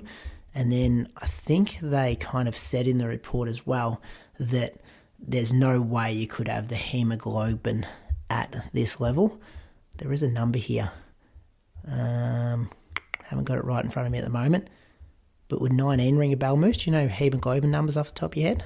Is that ridiculously high? No, I Do you don't know as well, Brady, was it something about like always in the lead up to like a major championship, there was like a massive spike? Yep, mentioned that as well in the report. Yep. But I think it was getting to like dangerous levels. So, yeah, there's been, so Ruto was also athlete biological passport banned, and then there was Philemon Korichin. Remember the guy? He was testosterone as well. He was the one where they removed all the photos of him online from all the pacing jobs and stuff. Yeah. So and in his tweet today, there's a picture of this guy Kwamoy, pretty much shaking hands with Aliad, or they're all together like in their NN running kit kind of thing. So like Aliad's next to him, he's there as well. And there's also Let's Bet G'day, like at a race together. They're all like fist pumping, and then I saw this guy wrote this article and I thought, this is going to get heaps of like retweets and stuff. It's got 3 retweets. So I'm just like, is this like, are we going to look back in 10 years time and be like, there was writing on the wall? Like, I'm not throwing any accusations around, but at the same, there's not an accusation. The bloke got pinged for blood doping, and he's not the first from the same coach. Like, if this was in Australia, and that coach was Dick Telford, as an example, and say two of the major athletes of Dick Telford get pinged, there's going to be question mark. Like, we're all going to go, this is super suspect. Like, and there would be articles and there would be everything, especially because he has some of our best athletes that he coaches. If you throw that at a different coach, let's say someone in Queensland, Jacko Elliott, right? Couple from the same group get done for blood doping. All of a sudden, Jacko Elliott's not looking too good as a coach up there. I'm not sure I should be using names in these hypotheticals, but that's the example that we're going. Like, this is like the same sort of thing, except Patrick Sang is the king coach. So, like, it's hard to ignore, right? yeah. Back to the doping stuff, Brady. I wonder if this is one of the guys. Remember last year there was all these reports about there's going to be like a heap of athletes in Kenya like banned and named, and there's like, you're going to be shocked. There's going to be some big names. Nothing came of that really. Funny you say that, Bradley, because you know how many times this guy's raced this year, 2024? Like, we're 5 months in. 0. So this would be, I'm assuming that this is news for a while. He's known about this and obviously hasn't been allowed to race. Maybe a few appeals or whatever, or like some because they did appeal that it was just the fact that he was living at altitude. I want to find that hemoglobin number. He had there's big words talking about here. This is reticulite site. Does that make sense to you? Of 2.08% and 2.32%. It's generally accepted that there is a 1 in 100 chance that his count is above 2.15 that is caused by natural causes. So like a panel and stuff sit down and look at this and go, you've never tested positive, but we're seeing enough data here to know we've got you. That's how it works, Moose? I don't know, mate. This is more technical stuff that I'm involved with. You know who knows a lot about these numbers? Ali. I remember doing a long run with her and she was talking about these numbers. Oh, yeah. And I was Moose's headlamps and lumens. Yeah, I'm like, unless it's your iron ferritin number, all the other numbers don't make any sense to me. So then he also quoted in this article, I'll flick it through for the show notes to Ross, but Kipchoge said to the Federation, I asked the Federation chiefs one time, how many coaches do we have in this country? They told me we have 30 registered of 300 coaches. I tell them to register all the coaches in the whole country with their athletes, and if you register them all, you'll know that such and such a coach is dealing with such and such an athlete, which is a bit ironic because his coach is now, Anyway, I thought this was huge. I think there's more going on to this than maybe is happening. But anyway. Get on the Twitter. I've retweeted it. Viral. Nothing. Go viral. I don't know if the same people shutting down my Strava algorithm and shutting down my Twitter one because I got 1 like on it. So, yeah. But I'm very interested to see if the pictures start disappearing. Keep a watch on that, because it happened with the other guy. Not good for the brand. Anyway, listen to Question Croaks. That's all the running news.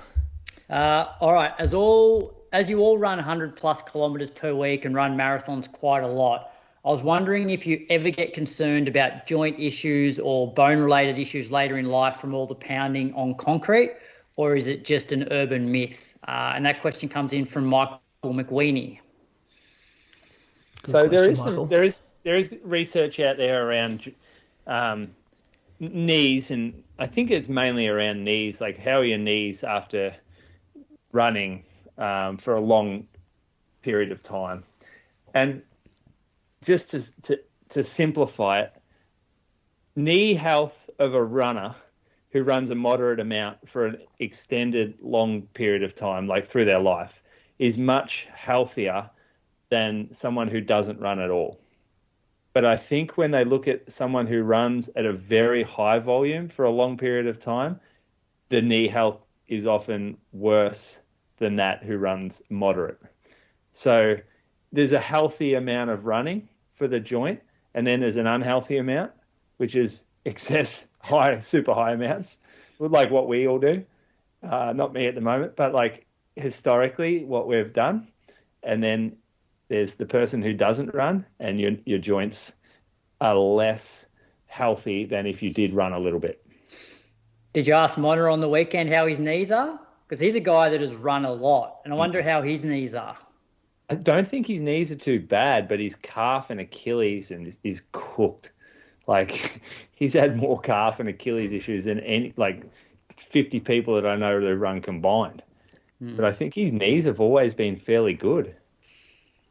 Yeah. I've personally never worried about it, and because I know a few people that have come to running from doing other sports, and I feel like me running thousands of kilometres every year is probably better than somebody that's played some footy or some soccer or rugby league for 5 years and have actually done some damage to their knees through contact and twisting and stuff like that. Plus, I like to think, I also feel, and look, I've got no science to back me up on this, but I think if your weight is quite good, then you're probably putting, then it's not as much of an issue. Whereas if you're running, but you're also like on the heavier side and not that lean, you're probably going to be putting a lot more stress through those joints than if somebody is actually at the, healthy weight. Yeah, not so much the joints and stuff, but I remember when might have been pre the podcast, but I had some issues with my testosterone, and then I had to get like the DEXA scan. You guys ever had one of those? Yeah. That's fucking scary, because you go there and it's just like pretty elderly people, getting their hips done, and they're like looking at me like, why are you coming in here? And then they start talking about like early onset osteoporosis and stuff like that. And then I remember, being really like scared of reds at that stage, and being like, I need to make sure I think it was my weight needed to be good, so then my testosterone would stay higher, so then I wouldn't be like sucking it from my bones, because that's how people get stresses, isn't it? Like when they're in that red state. Yeah. So that kind of like, not so much the knee joints, what the question from Michael's coming from here, but I've been worried about my bone health before with not fueling and eating enough. Yeah. There's a difference between someone who runs who has reds and someone who doesn't have reds. There's a very big difference in terms of risk to your bones. That's the other extreme. Yeah, it's that's what you got to be really careful of, because extreme amounts of, not even extreme amounts, like running through extreme amount.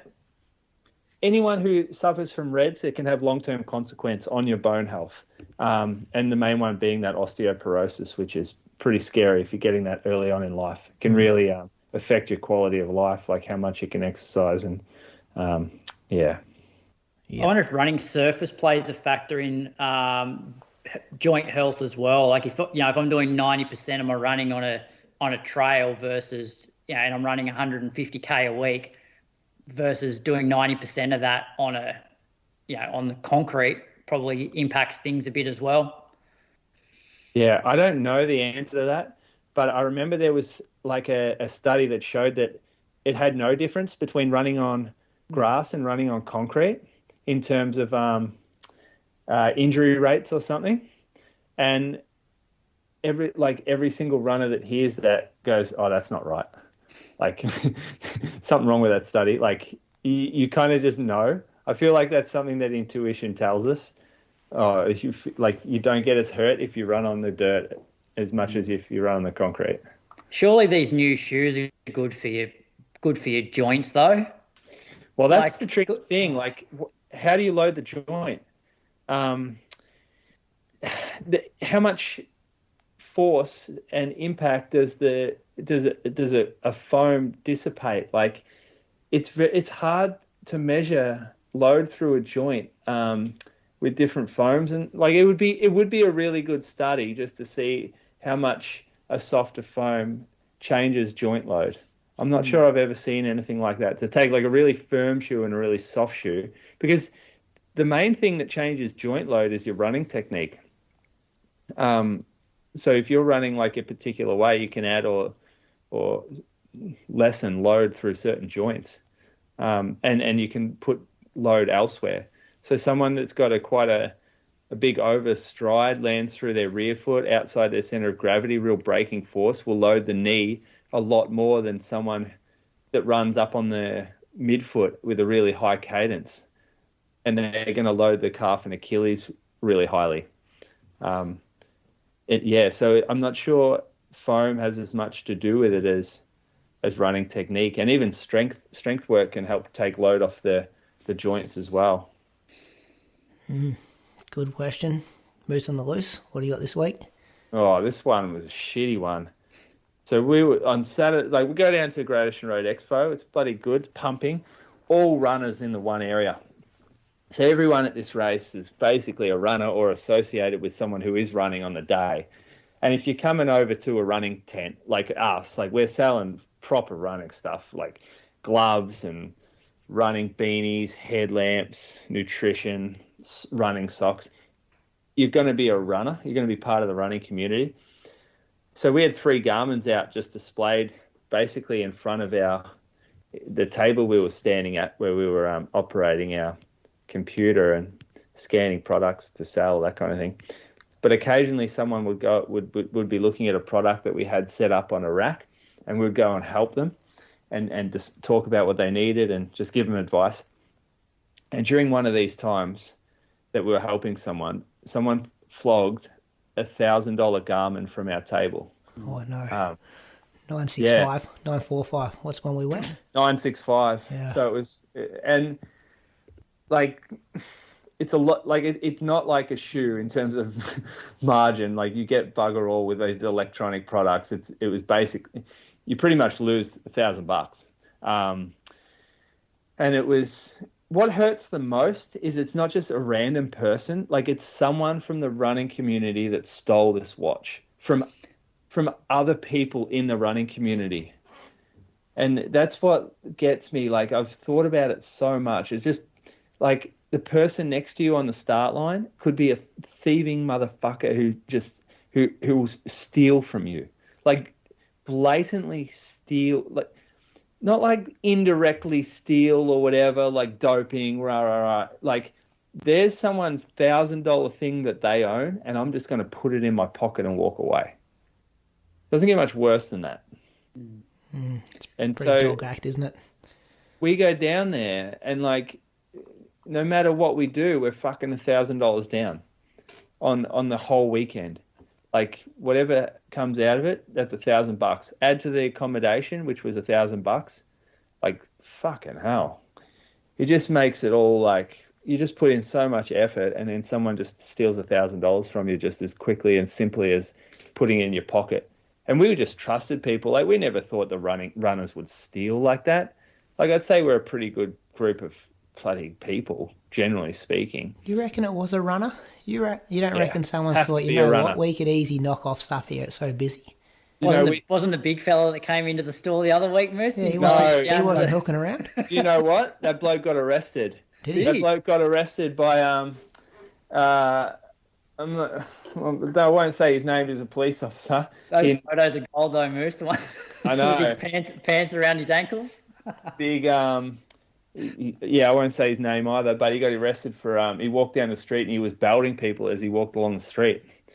And there was domestic violence with his mother, and he stolen other things. He was spat on a police officer who was interviewing him. So. Pretty good result, me getting him out of the shop nice and quickly. Yeah. Yeah. But anyway, it wasn't that bloke because we were in you got to come to this event to see what I'm talking about. The whole town's just full of runners. Anyway, that's my rant, and I'll be thinking about that for the next bloody 6 months, I reckon. No good at all. No. All right, what's coming up, fellas? Pre-Classic, 25th of May, Croaks. This might be a track event I do get excited about. What day is that? Friday? Saturday? The 25th is that Sunday? Don't know. 5 days. Yeah, but that'd be 25th there. No, sorry, it'd be Saturday. So it'll be early Sunday morning our time. We got fields yet? No. Yeah, I'm just bringing them up now. We'll go with the Bowman Mile. Geordie Beamish, Centrowitz, Reynolds Chariot, Mario Garcia, Lemecha Gurma, Neil Gawley, Ollie Hoare, Cole Hocker, Jakob Ingebrigtsen, Josh Kerr, Hobbs Kessler, Abel Kipsang, Cam Myers, Jared Nagoose, Jake Whiteman. That's pretty much like an Olympic final, right there. They take 1,500 metre splits too, don't they? For qualifying times. So Ollie might get it this week. Cat Bisset's in the 800. Yep, we've got Abby Caldwell, Lyndon Hall, Jess Hull in the women's 1,500 with Laura Muir. No 5K women's field yet. That's not on the website. No, it's not. What else have we got? Haven't seen any other Australians. No Aussies in the women's steeple. Done the women's 800. So 2:52 their time for the Bowman Mile. I'll look that up in a second. I'll do the conversion on it. Also, Jack Rayner, Manchester 10K, Sunday. Chriso's telling me. Was Jack meant to run the night of 10,000 metre PBs? Well, that's what I said to Chris. I'm like, why isn't he doing this? He could maybe hit the time. Do you reckon he's given up on trying to run the 10K time? Like, what other 10Ks are there? Yeah, well, I wouldn't have thought there'd be really any. And I guess there's one spot left in the 5K, assuming Stewie wants to do the 5 and not the 15, or tries to do both. Have you changed your thoughts about this Stewie thing? Oh, after that 5K? Yeah, I saw that guy wrote in. Yeah. Not really, because he still finished 10th. Yeah. And I still back Stewie to finish top 10 in just about any 1,500 in the world. Yeah, that's because the fields are smaller. Top 10 in a 1,500 field, they don't put that many in them. Not like a 5K field. Yeah, true. Yeah. But I still feel like these top Africans in the 5K, like they're 12:30, 12:40 guys. So it doesn't matter, like whatever pace they run at, they're still doing it so much easier than Stewie. And it doesn't always just come down to who's got the fastest 1,500 metre time. Because there's guys that beat Stewie on the weekend that are slower over 1,500 metres. Admittedly, it was a pretty fast race. Like, it's not like it was a slow start and a kick down at the end. But I don't know. I guess in a way, he's probably on par with both events. You know, like when Stewie's at his best, he's competitive on the world stage in both. 7:52 a.m. Sunday morning. I think I've done that conversion correctly. Nice. Save your long run until an 8 a.m. start and watch that at 7:52. Yeah, that'll be on YouTube. Moose, what do you got coming up? Early. No? Get to the car park early. You watch it on your phone. What do you got coming? The group. So women's 15 will be an hour before that, about an hour. 6:50 a.m. Perfect.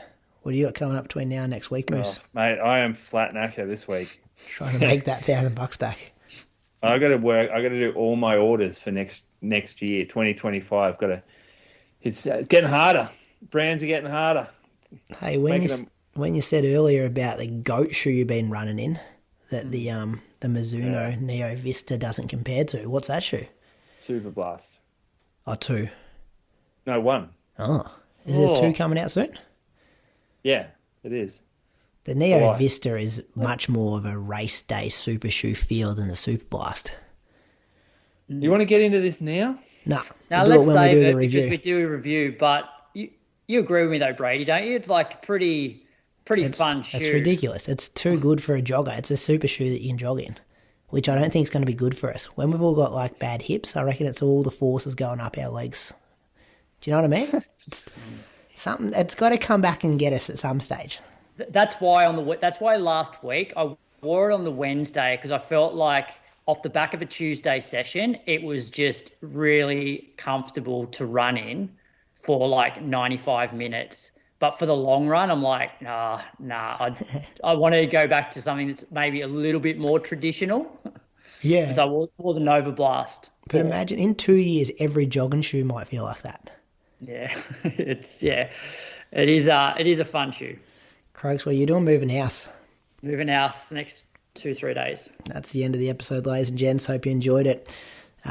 Catch the Road to Gold Coast guys, Patreon supporters, Friday morning, weekly interview coming. It's going to be a re-release. Don't have that kind of time in my hands to do a new interview this week, but thanks to all those people that wrote in about Callum Elson last week. You got fired up on a few things, Moose. I reckon you and Callum would go all right together at the pub. Me and who? Callum Elson, world silver medalist over the road mile. Interview. I'm halfway through that one, Brady. He's a good talker, isn't he? Yeah, I'm enjoying it so far. I haven't got to what have I got? Yeah, I mean about 30 minutes. 30 minutes into it. Was he on the British? He got his own podcast. Yeah, right? He's got his own one. Yeah, they've been gone for a while, and then they've just come back every second week or something. Oh, he was on Inside Jogging. He was. Yeah, he filled in 1 week on that show as well. He was good. I listened to that. He was good actually. He's a very, very entertaining character. All right, boys, we're done. See you next week. See ya. Bye. Bye.